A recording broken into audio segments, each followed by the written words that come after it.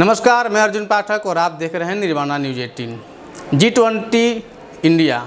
आज हम बात करने जा रहे हैं G20 समिट के बारे में। 1997 में एशियाई वित्तीय संकट के बाद G20 की शुरुआत की गई थी।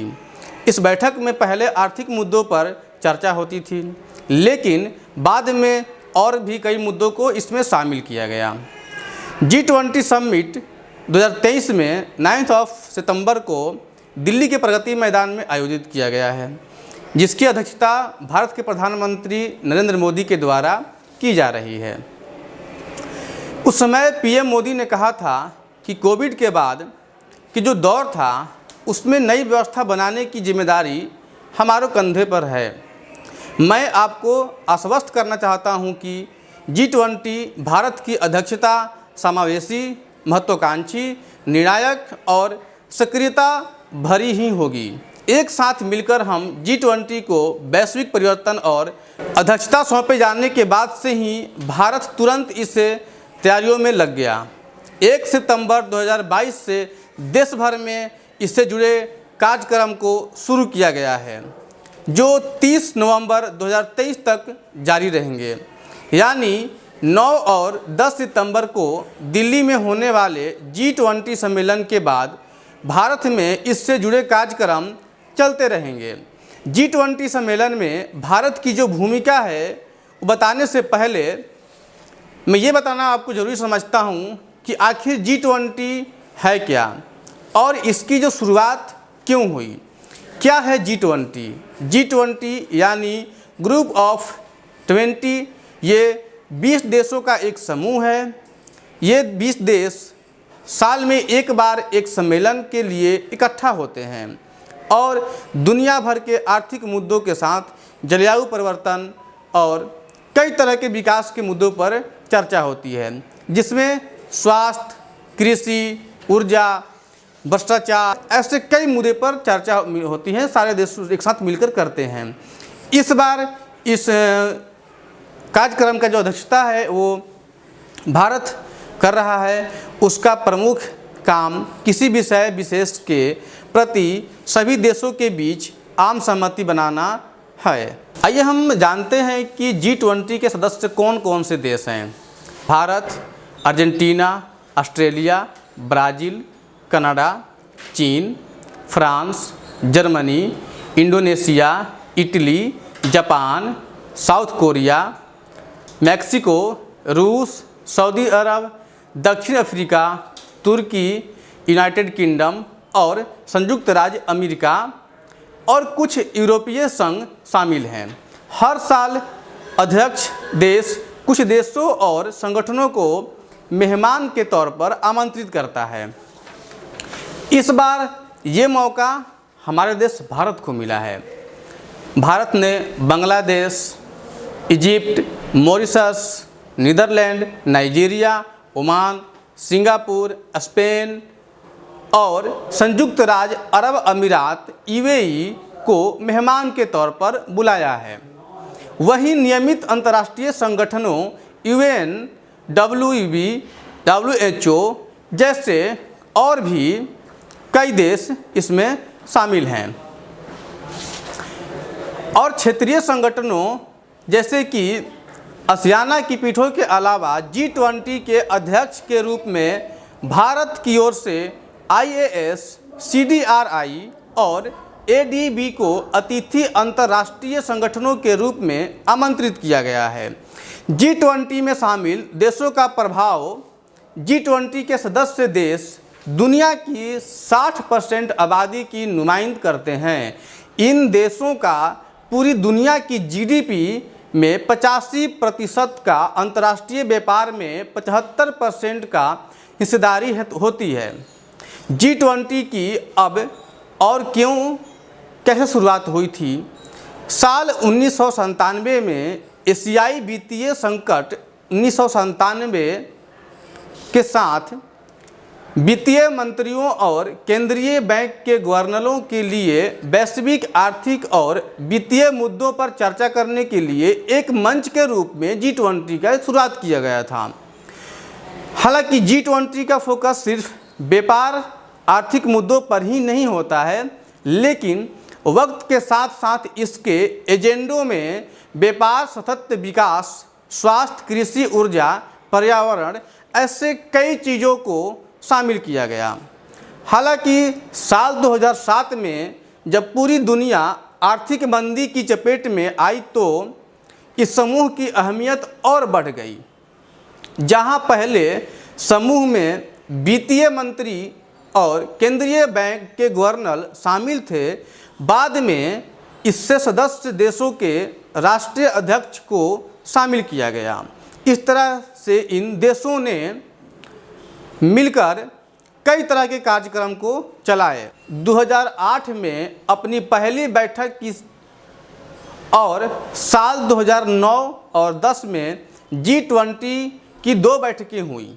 अब तक G20 की कुल 17 बैठकें हो चुकी हैं और इस साल 18वीं बैठक की मेज़बानी भारत कर रहा है।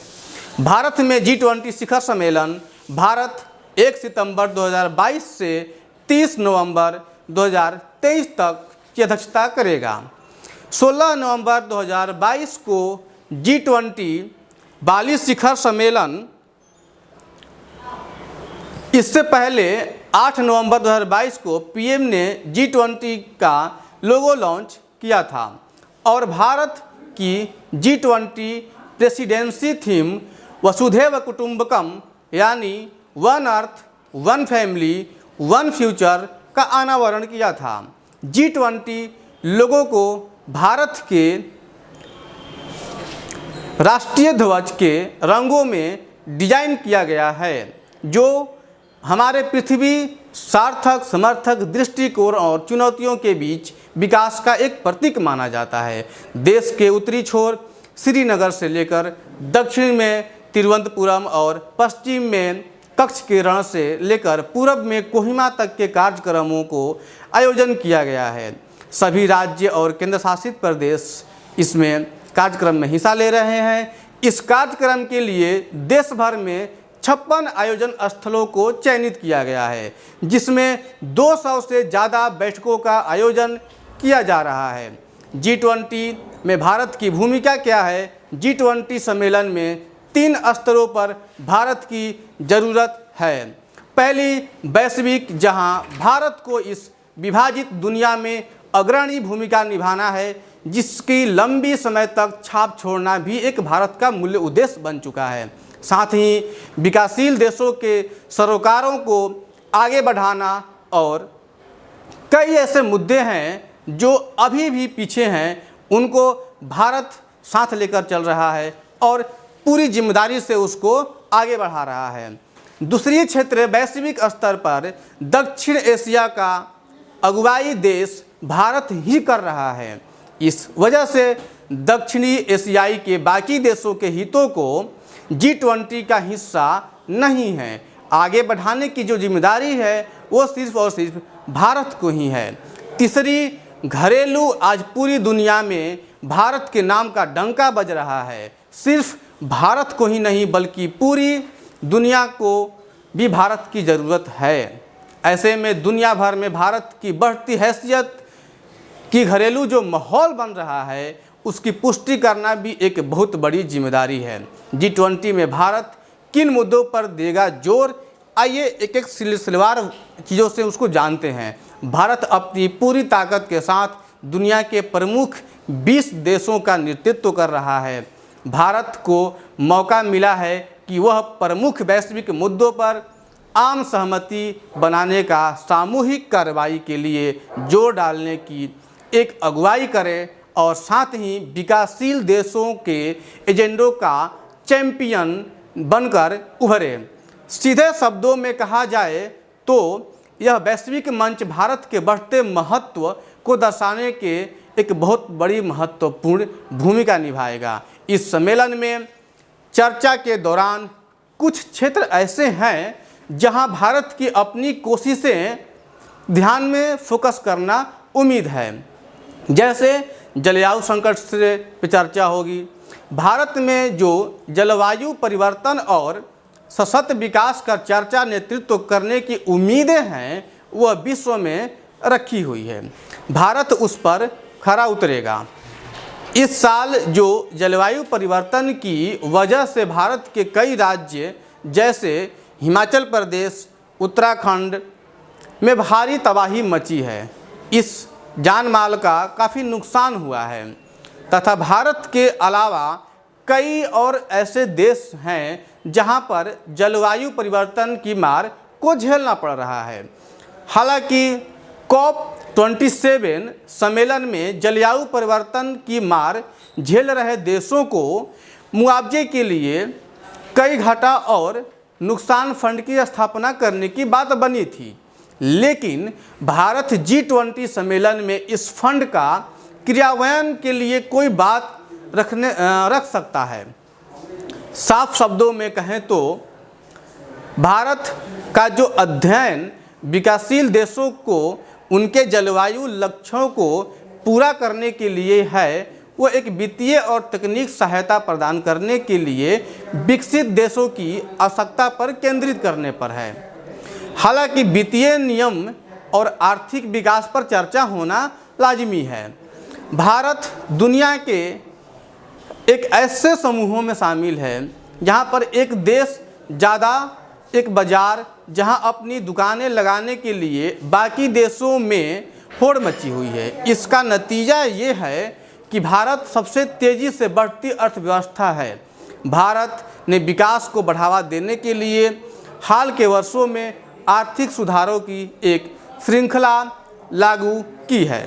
दुनिया के सभी देशों को इसका फ़ायदा मिल सकते हैं। इस भारत को आज़ाद हुए 76 साल हो चुके हैं। इस दौरान देश ने कई उपलब्धियां हासिल की हैं। हम आज कई क्षेत्रों में टॉप 5 में हैं, कई ऐसे टॉप 3 कुछ जगहों पर टॉप पर हैं।